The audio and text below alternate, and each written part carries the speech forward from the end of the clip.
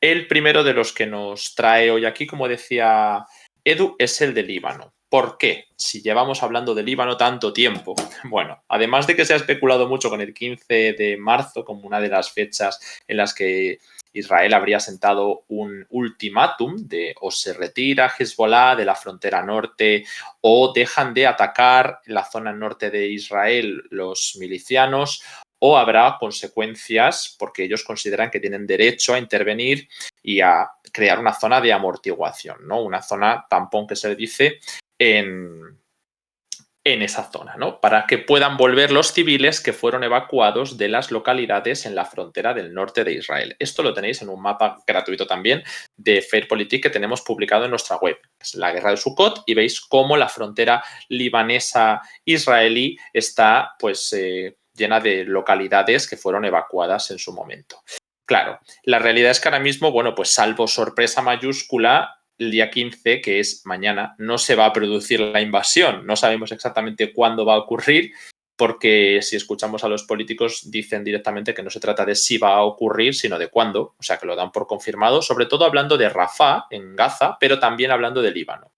De hecho, ahí es donde reside la explicación de parte de por qué se han retirado algunas de las tropas del norte de Gaza ciudad, de Han Yunis incluso, hacia otros puntos en la frontera, y vamos a ir ahí vamos a ir viendo cómo Israel van a plantear distintas intervenciones. En Rafah se supone que más inminente que la de Líbano, pero también la de Líbano.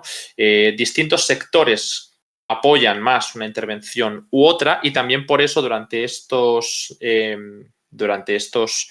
días hemos visto distintas declaraciones de los distintos miembros del gobierno de Netanyahu señalando las prioridades que habría que tener. Netanyahu está muy vinculado con el equilibrio y las presiones internas y externas, es decir, las de Estados Unidos también, y por eso hoy va a ser importantísimo hablar de la relación de Israel con Estados Unidos y cómo el propio Netanyahu se veía en peligro de que sus socios le tumbaban si no seguía ciertas políticas más belicistas, incluyendo pues Yoav Gallant, que quería lanzar la intervención en Líbano cuanto antes, o los ministros más vinculados a Cisjordania y a los colonos, que también querían una limpieza étnica de Gaza de una manera mucho más contundente, o un ataque directo sobre Irán. Todas estas cosas que os hemos ido comentando durante estos meses y que, por otro lado, Joe Biden ha intentado que se haga de otra manera. Al mismo tiempo estamos viendo cómo se señala desde el gabinete de Israel que el retraso que pudiera haber en una invasión de Rafah o de Líbano no es un retraso real, que esto va con los ritmos que ellos consideran y que no se debe a presiones estadounidenses necesariamente. Pero en Estados Unidos ya hemos visto abiertamente, como decían, no se invada la Franja de Gaza, luego se invadió, pero se hizo de otra manera para que no fuera a gran escala. Se plantea ahora mismo que la campaña de bombardeos que se hace en el sur de Líbano, que pudiera ampliarse, pero que no fuera una intervención terrestre. Y la novedad, que también hablaremos luego de ello, de cómo ha afectado a las relaciones con Estados Unidos, ha sido cómo parece ser que Estados Unidos le ha plantado a Israel un plan de cómo o al menos unas opciones de cómo podrían tolerar una invasión en Rafah. ¿Cómo tendría que ser esa invasión para que pudiera ser tolerada y apoyada por Estados Unidos? Lo mismo que pasó con la Franja de Gaza, ¿no?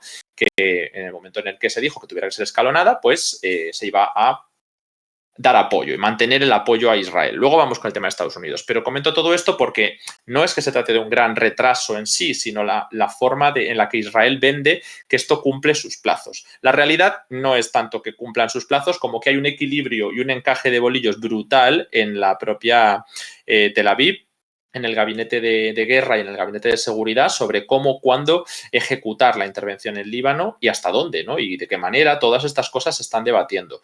En principio, sí que se han desplazado muchos efectivos hacia esa zona. Se está hablando de una movilización rápida porque es cierto que Israel, y eso hemos publicado un artículo muy recientemente, por y para el ejército, el control del ejército en Israel o de las Fuerzas Armadas es muy potente, entonces tienen una capacidad de movilizar a personas, reservistas o personas con entrenamiento militar muy, muy potente que no se encuentra en todos los países. De modo que se habla de ejercicios que ya se habrían realizado en la frontera del Líbano, ya se han realizado algunos ejercicios y de plantear que esta gente pudiera ser llamada a filas, pero manteniendo algunos perfiles importantes para la economía. Bueno, todo esto estallará en el momento que tenga que estallar. Ahora mismo no conocemos fechas. Yo no me fiaría de esas cifras que se van soltando de vez en cuando, porque si se anuncian esas cifras, pues esas fechas, bueno, pues estás dando armas al enemigo, ¿no? Digamos. Con respecto a la escalada concreta del Líbano, que es lo que os estaba contando, por supuesto han seguido dándose ataques, decimos, no, es que es inevitable o no es inevitable que se produzca una invasión o se produzca una campaña masiva de bombardeos.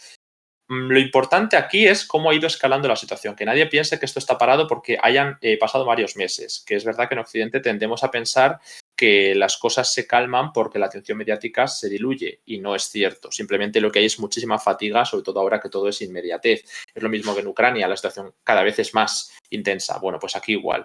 Y aquí lo que nos encontramos es como ya las andanadas de cohetes masivas que se lanzan desde las posiciones de Hezbollah sobre el norte de Israel son cada vez más intensas incluso, porque hemos visto ya algunas durante el 5 de marzo, 6 de marzo, que eso es hace nada, ¿no? De Hezbollah, sobre Kiryat Shemona, que estos sí que pudieron ser interceptados por la cúpula de hierro, pero es que tenemos esas imágenes de esas grandes andanadas de cohetes y al mismo tiempo, bueno, a los pocos días se vieron nuevos lanzamientos importantes de cohetes sobre territorio israelí. Entonces, ¿qué es lo que pasa? Pues como ya os hemos contado numerosísimas veces, se dan respuestas cruzadas. Israel respondía a ese ataque, igual que Hezbollah diría que respondía a otro ataque anterior, ¿no? Así constantemente, lanzando ataques muchísimo más adentro de lo que estamos acostumbrados a ver. Ya os habíamos comentado que alguna vez se había dado un ataque más al norte del río Litani, algunos en Beirut, en el que se apuntó contra figuras relevantes de Hamas.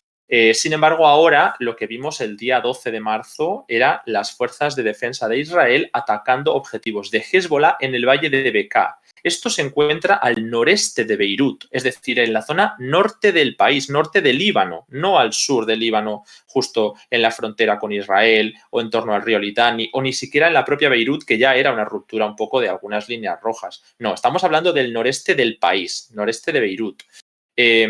Previamente, Hezbollah pues había lanzado, como ya os comentaba, otra andanada de cohetes, en este caso de 100 cohetes al menos que se haya podido registrar.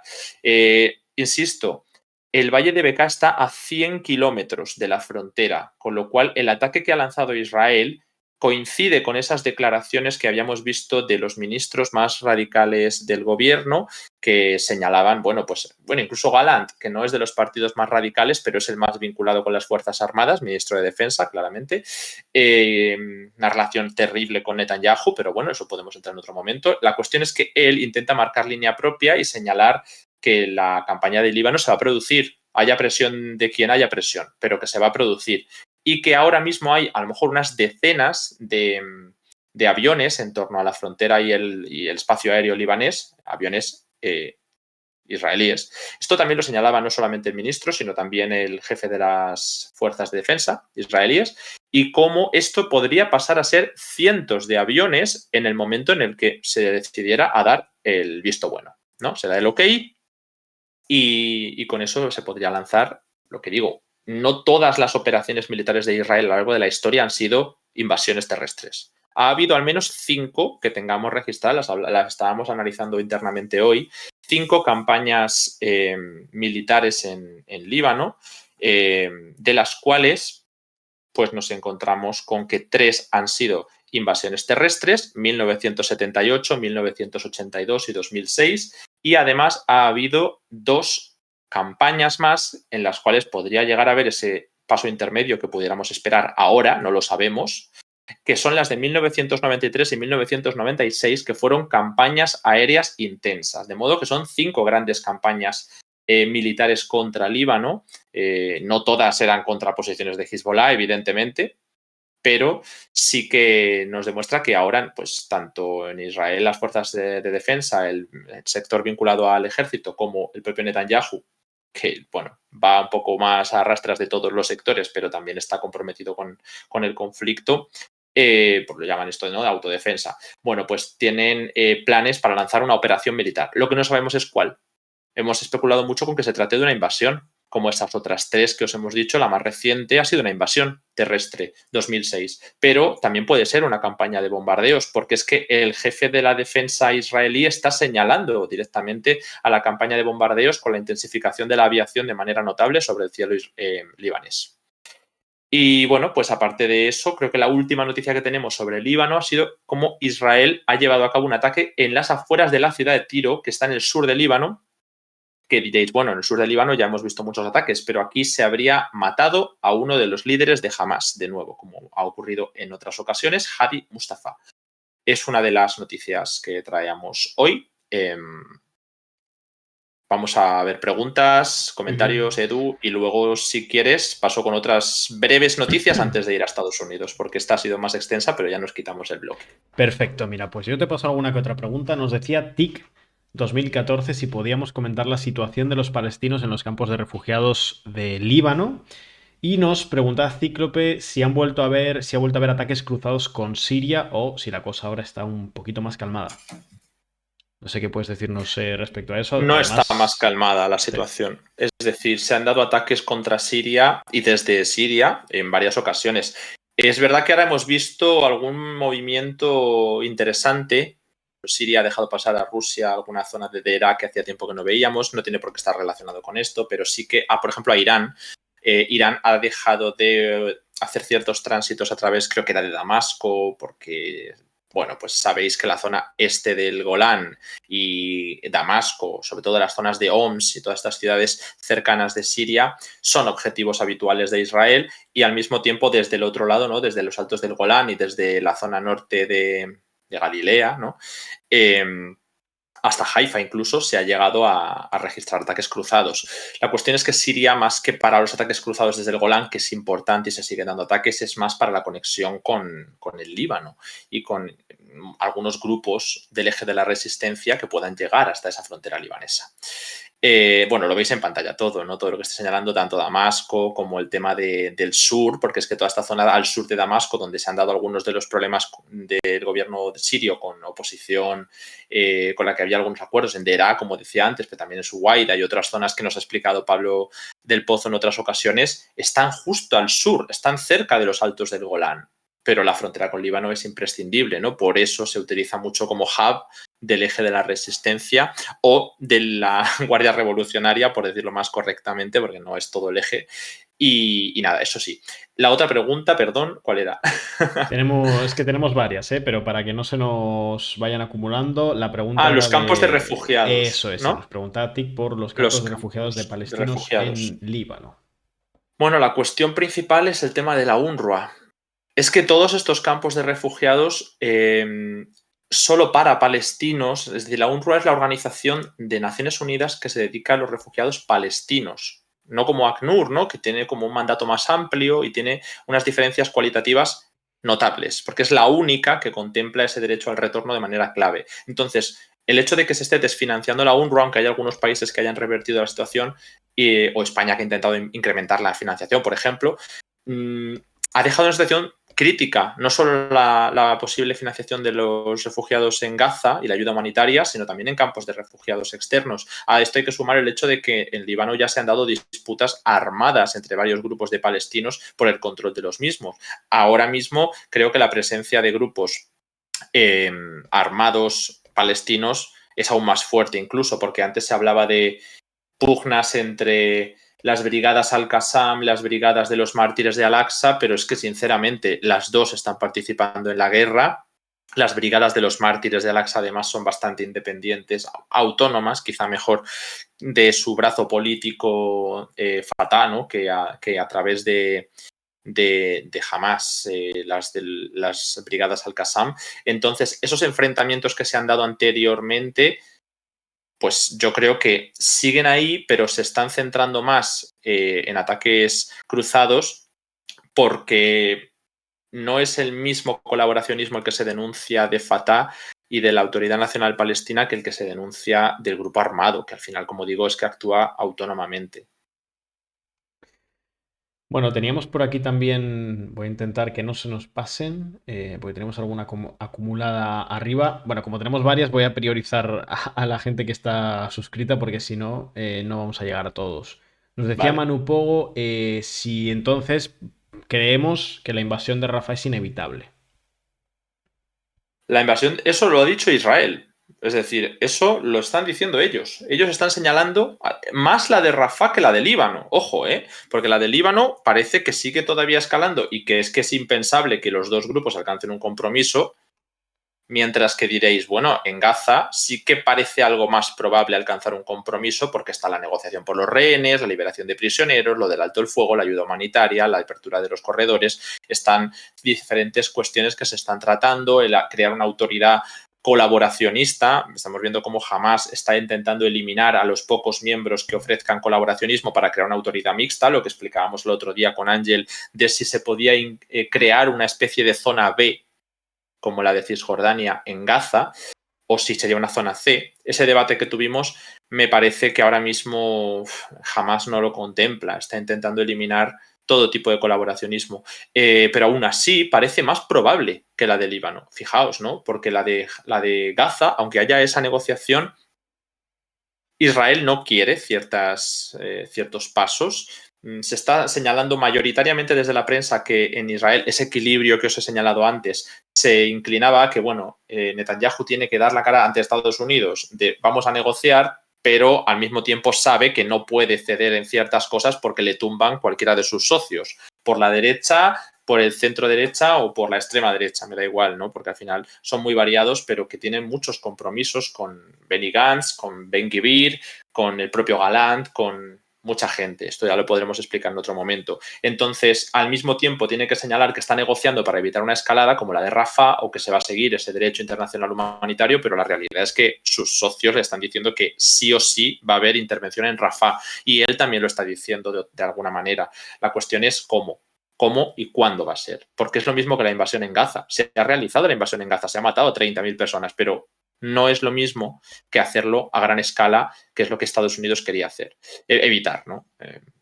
En cifras puede parecer lo mismo, pero a nivel de coste político y mediático, no, que es un poco lo que le importa a Estados Unidos. Teníamos también alguna pregunta más, ahora te las paso. Antes, agradecerle a TIC por renovar su suscripción con Prime, 2 meses aquí con nosotros y además unas cuantas subs de regalo que ha dejado en directos anteriores, así que muchas gracias. Gracias también a Lord Dragalin por renovar su suscripción de pago, 6 meses ya con nosotros y muchísimas gracias muy especiales a Sergio951 porque ha renovado su suscripción, ese es su 9.º mes con nosotros, pero una suscripción de nivel 3 que son las que más nos ayudan tanto económicamente como en términos de aporte de esos puntos que os comentábamos, que si alcanzamos X cantidad, 350 en concreto, pues Twitch nos mejora las condiciones. Así que muchísimas gracias a todos vosotros por el apoyo. Ahora en un ratito seguiremos con un poquito con la... Os daremos un poquito el peñazo con la promo, pero mientras tanto todavía tenemos preguntas, entonces vamos a privilegiar eso para poder Adelante, llegar a adelante. todas. Nos dice PRV, ¿cómo es posible que ataquen su territorio y el gobierno de Líbano no haga nada? Nos pregunta Subi por Trump, que iremos después a eso. Vamos a responder lo de Trump, pero después, porque vamos a dedicar todo un bloque al tema Estados Unidos-Israel. Y mira, te paso otra. Manu Pogo que nos dice: si Israel entra en Líbano, ¿habría intervención de algún modo de Irán o del eje de la resistencia? Una de las preguntas, por supuesto, con Clásicas. toda la lógica que siempre sobrevuelan esta discusión, este debate, ¿no? Sí, pero muy importante, porque estáis señalando las dos preguntas que habéis lanzado, se señalan a sí mismas. Y es, ¿puede hacer algo el gobierno de Líbano?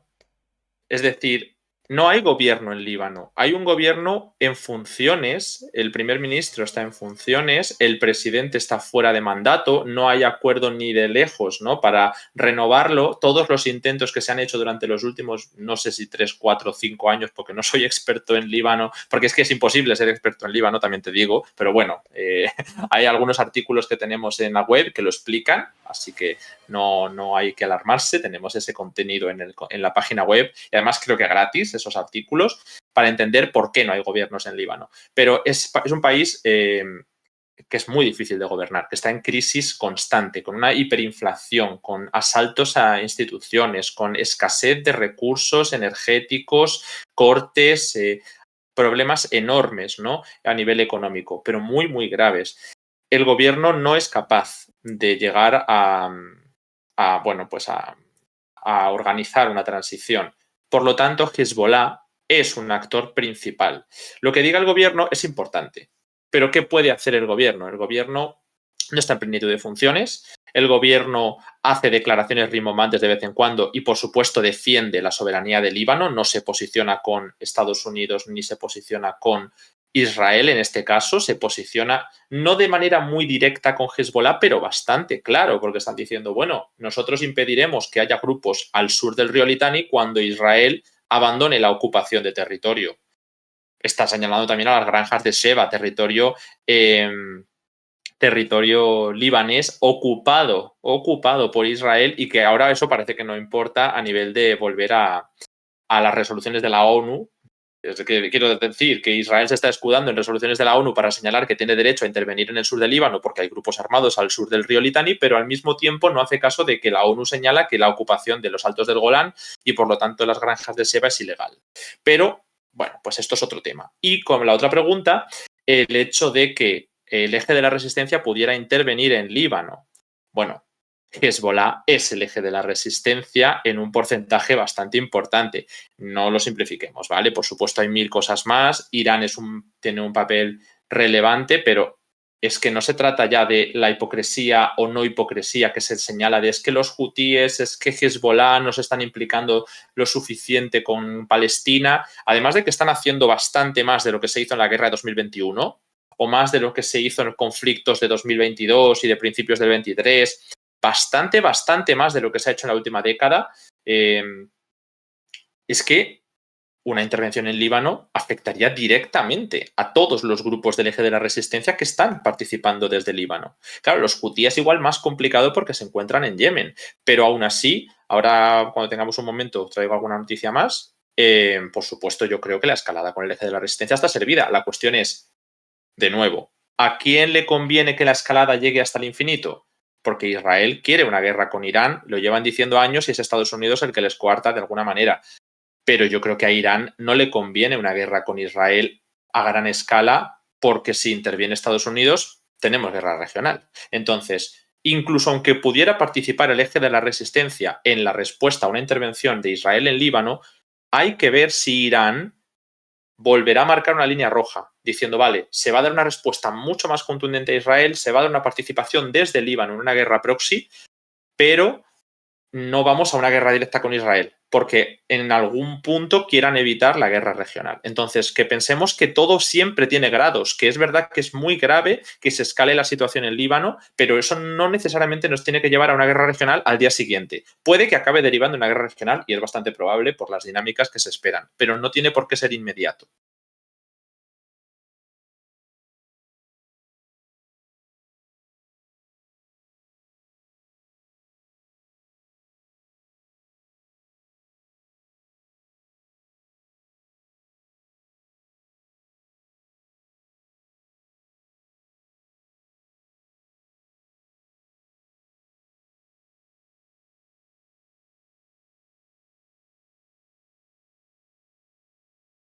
Vale, venga.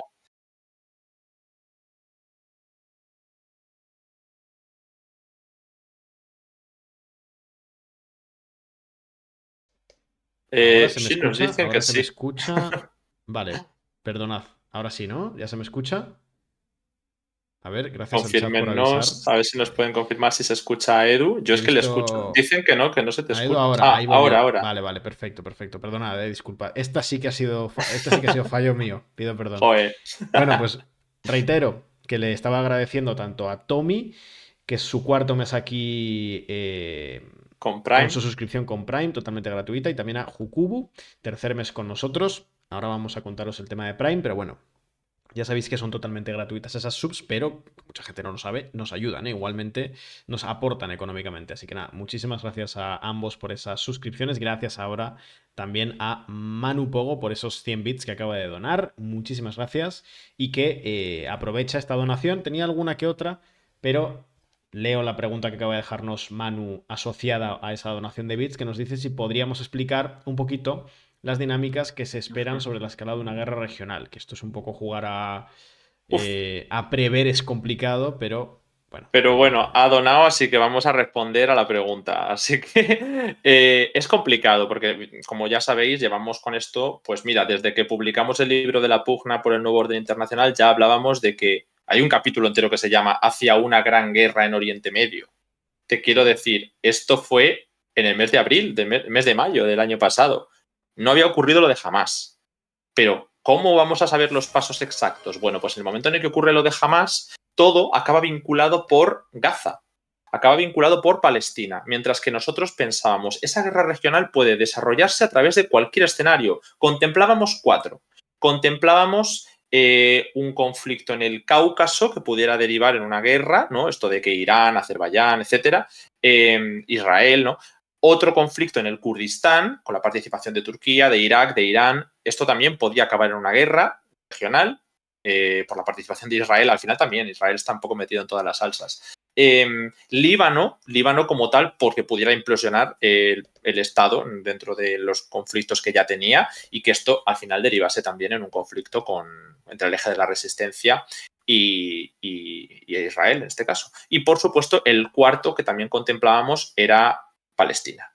Lo contemplábamos con un perfil menor, porque ya llevamos años y años viendo cómo Irán no permitía que el eje de la resistencia se fuera de sus manos por la negociación nuclear, pero Joe Biden no llegó a cumplir con ese objetivo que tenía. Después de lo de Afganistán, antes ya hemos visto que el desvío de Ucrania ha sido gigantesco, estaba programado cerrar la cuestión del acuerdo nuclear con Irán y no se pudo, no se llegó por distintos aspectos que no pudieron dar garantías a Irán de que este acuerdo no iba a ser tumbado al año que llegara Trump. Esto es lo que pidió Irán principalmente, ¿no?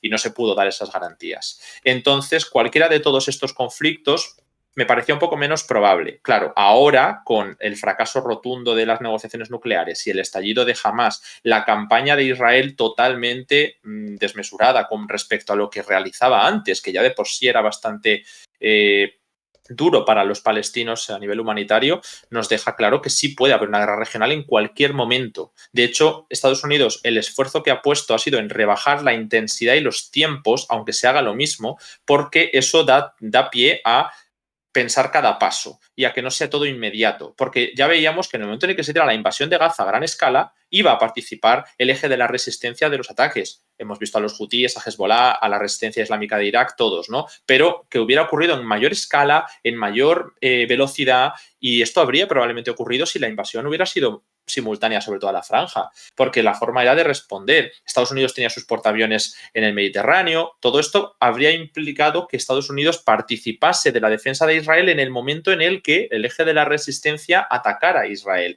Tampoco ha ocurrido, porque Estados Unidos de nuevo controló un poco los tiempos.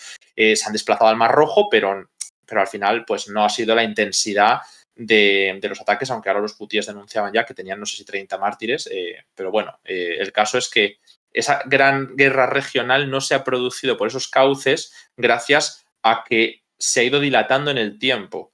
Pero esto no significa que no se vaya a producir, significa que se está haciendo mucho más lento.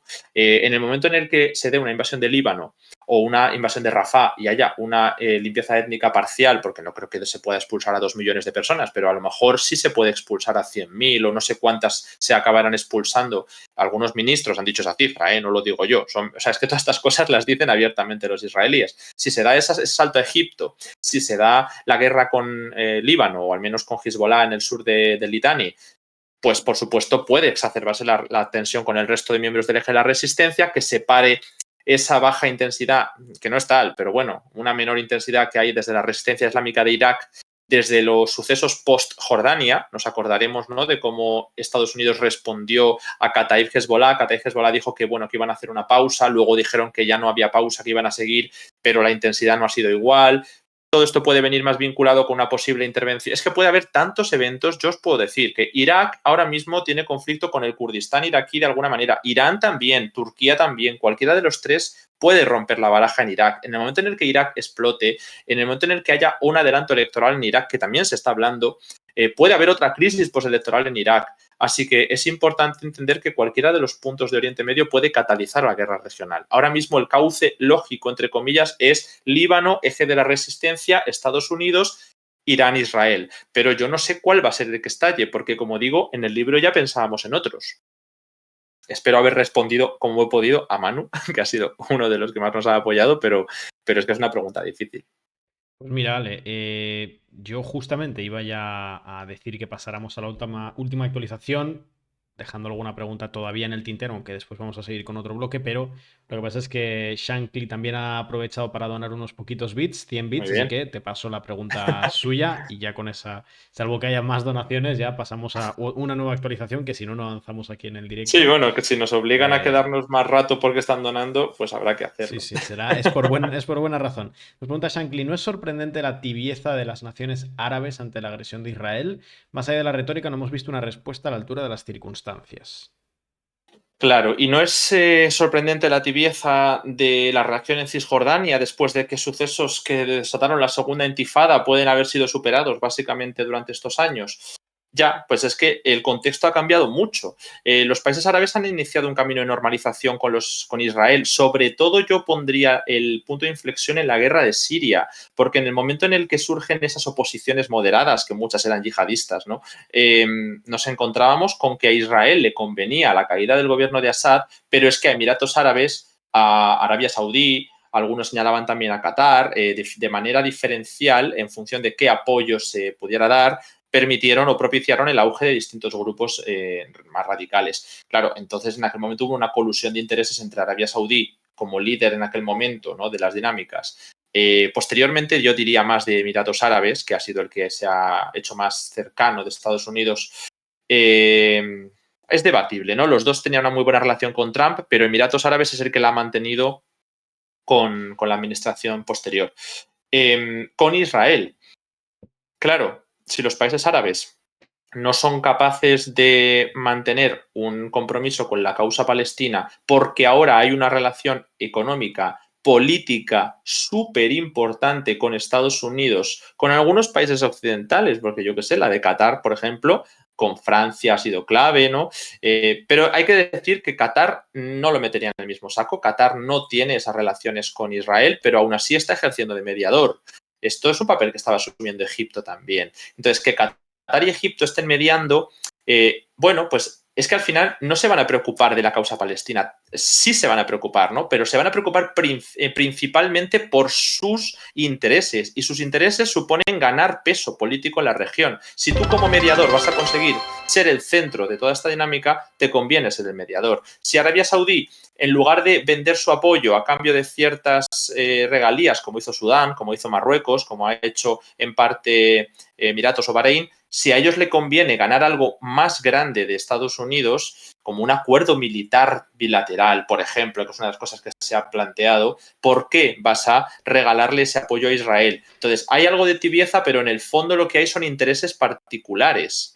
Y la causa palestina había perdido muchísima centralidad en el mundo árabe después de distintos conflictos, ¿no? Los cambios internos en Palestina, el auge de Hamas, el fin del panarabismo, la ruptura de algunos países, por ejemplo, en el mundo intrasuní, ¿no? Se ha roto con Emiratos, con Turquía, con Arabia, con Irán, muchas cosas. Entonces, yo os puedo decir que los países árabes ahora no están para normalizar sus relaciones con Israel, pero es que habréis visto que ni Emiratos ni Bahrein han roto las suyas y que Marruecos, de hecho, ahora mismo, aunque ha tenido protestas internas y ha tenido problemas con que su población no esté a favor de la normalización con Israel, ahora mismo está reorganizándose para ganar peso político. ¿Y cómo vas a ganar peso político en esta crisis si tú tienes un acuerdo estratégico con Israel siendo un país árabe? Pues lo que han hecho ahora es plantear ser el mediador clave para el envío de ayuda humanitaria, permitir que entre muchísima ayuda humanitaria y así Marruecos, por ejemplo, podría tener un peso más importante en esta crisis sin tener que romper su ayuda, su cooperación estratégica con Israel. O sea, los países árabes al final es que ya no hay un panarabismo, es que cada uno tiene unos intereses tan distintos y tan derivados ya de lo que era antes que hay que entenderlos por separado. Bueno, tenemos